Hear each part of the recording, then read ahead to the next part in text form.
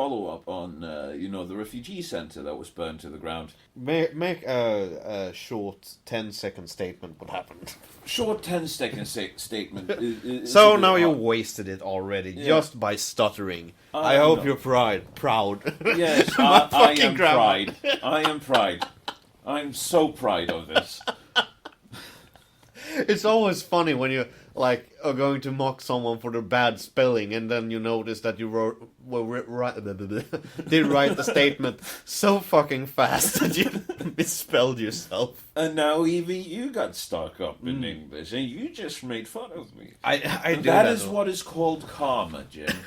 That is what is called karma. My mother always used to say that someone God always enjoys punish directly. Something like that. My mother says the same thing.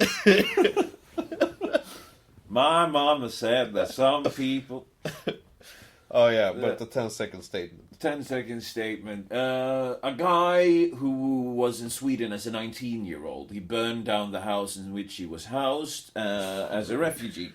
Apparently it was a suicide attempt where he put fire to the room, then jumped out of the window. Almost directly. First floor window as well.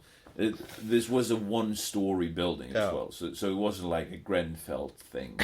So yeah, the police comes, the rescue services comes, the fucking house burns to the ground. I will publish a couple of pictures of that on Facebook. You have that? Yeah. Okay. I was up there and I met this guy. This is why I know the follow-up thing. No, as he was arrested, he was brought downtown and they spoke to him, brought him to the prosecutor, and then he was like, oh, wait, by the way, I'm not 19, I'm actually 17. He has to remember that. Yeah, all of a sudden he remembered he was 17. So he was let go, and as soon as he was let go, up on the car park, just out there, I have a picture of the car as well, a car was burned. So most likely scenario is the guy burned down the house. He was let loose because he was 17. The prosecutors basically said, "Oh, I hope he's going to get the help that he needs." Yeah. Well, how about you writing a recommendation? Yeah, that was thing. She said, "I hope he will apply for the help that he needs." Fucking sentence him to it. If he's fucking 17 years old. He's supposed to be forced to do shit. Everything is mandatory when you're 17 years old. But here's the thing. The guy that I met, he's a friend of mine. He's a Kurd. Okay. Really nice guy. He was like, dude, are you fucking retarded? He wasn't 19. He wasn't 17. The dude is 25 with ADHD. I was like, yeah, obviously. He was like, dude, no Afghanis here are as young as they say they are. They're all 23 years to like 34. I was like, yeah, I mean, I couldn't really say anything to disagree with him because I'm not a fucking idiot. Yeah. So yeah, confirmed from a Kurdish guy who knows most of the Afghani unaccompanied refugee children. It's about the children. You have a follow-up story there as well, I know. I do. About the Swedish government. It wasn't an intentional segue, it was just a very good segue. A very good accidental segue. Yeah. Honestly, I wasn't supposed... Stop stroking your dick and start talking about it instead. But I like stroking my dick. But when it comes to the unaccompanied refugee children, the Swedish Welfare Services now has a new problem with this. Because these... And this is official shit. This is official shit. From the Swedish government. This is from the Social Welfare Agency. That is there to make sure that people are treated correctly by everyone. Yeah. It's sort of like the Surgeon General in the US, but more all-encompassing. The Surgeon General in the US is like, yeah, smoking is bad, you should use a condom, whereas here it's sort of like everything. Everything that you can think about that is either a moral or a practical issue, they have their fucking noses in. But basically, these unaccompanied refugee children are bringing with them an issue, because now they want their wives to come. And not only their wives, but also their children. That would be the age that they stated that they were when they came. And not only that, some of these unaccompanied refugee children are even fucking grandparents. So some of them want over their granddaughters and grandsons as well. Really? Yes. But how do they make that calculation? Because we can all agree that the Swedish, I know for a fact about that the Sweden's youngest grandmother were 32 years old. Because she was 16 when she had her first child, and this is an old record, it couldn't have been broken by this point.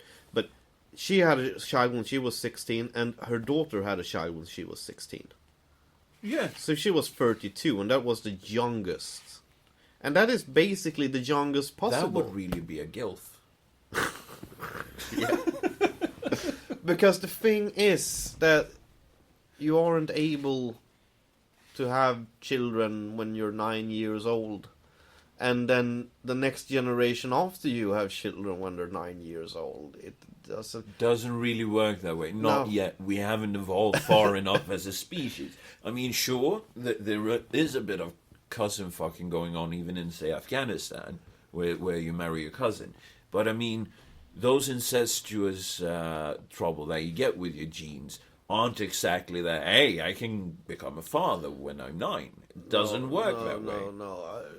The thing is with mutations, and the most mutations actually, when you read about biology and shit like that, and when it is to the negative, and when it comes to incestuous mutations, they are always negative. They are negative, and unless you're in a Stephen King novel, and because you're carried, and it's like that you're carried.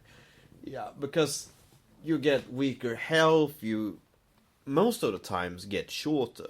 You have less deformities. Strength. Yeah. You have certain inherited diseases that will break out if you reach a certain age that you wouldn't get otherwise. And those are fucking horrible. Yeah. And I always sort of wondered about how many of those I have in myself. How many of them are just, able to explode under the right circumstances? That is a very good question. That is a good mindfuckery going around thinking about, because you start thinking about, what have my parents talked about their grandparents, and, what did they have for issues? But your parents, they aren't related at all, right? We have done heritage checking, or so to speak. But I think it's like a 3-generational. Yeah, and they come from. They have relatives like 7 or 8 generations back. That are common relatives. Yeah. Yeah, but then it's no worries. No, I know about that, but it's like when you, it's just for. The rest is, just scrap genetics that we have from being the people that we are. Yeah, but that is the thing. Which genes would just activate in me? It's like, I know I have diabetes genes, for an example, because diabetes is pretty common on my mother's side. Yeah, but the thing is, you won't all of a sudden develop, diabetes type 1. It will be a diabetes type 2, and in that case, it would be that you fucked up. I mean, you can't blame that on your genes. Sure, you might have a propriety to gain it. I actually know a guy who developed diabetes type 2 when he was like 22 years old. I know several people that did that as well. And I was like, how the fuck have you been handling your life? Not at all. Not at all. I mean, I'm fairly unhealthy and everything like that, right? But I'm in no risk whatsoever. I've had my blood work done to check this out. I'm in no risk whatsoever with my unhealthy lifestyle of developing diabetes of any kind. I mean, sure, if I were to go back to my teenage levels of drinking soda, which was like 2 or 3 bottles a day. Sure, maybe I could gain it after like 10 years of doing that. But you know how fucking unhealthy I am. Yeah, sure. Yeah. I mean, with that in mind, it takes a lot to develop. Even if you have a, bigger propensity, I think the word is. I don't know about those terms, actually. But even if you have like a bigger chance genetically to develop it, Yeah. you really need to go off all hinges to do it. Either that or you will get it when you're like 60. To find us, go to facebook.com/GreatSRA. Also, you can subscribe to us at minds.com /same rules apply, all in one word.